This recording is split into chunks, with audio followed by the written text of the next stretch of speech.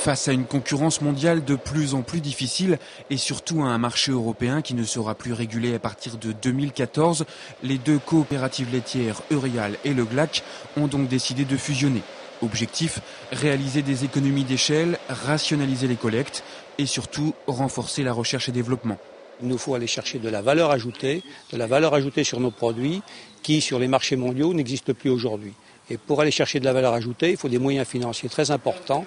Et donc c'est par cette restructuration, par ces évolutions-là, qu'on va aller chercher une capacité d'autofinancement supplémentaire et donc des moyens financiers supplémentaires pour aborder les marchés de demain.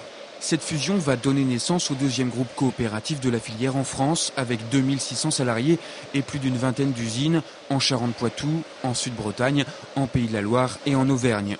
Au total, ce sont environ 10 000 producteurs de lait qui sont concernés par cette restructuration. Il y a des moyens de faire des économies, donc nous nous engageons dans cette voie.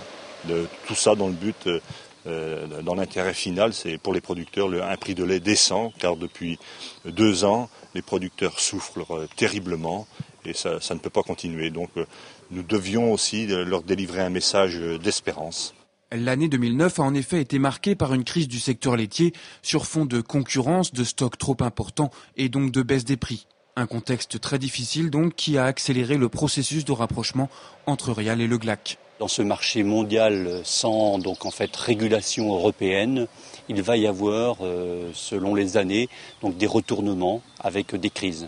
Et si nous voulons donc retrouver pour nos producteurs qui investissent lourdement dans leurs exploitations une lisibilité en termes donc en fait de rentabilité et de revenus, il nous faut combattre donc en fait pour gagner de la valeur ajoutée. Cette situation difficile a été certainement déterminante pour permettre donc d'aboutir à cette décision.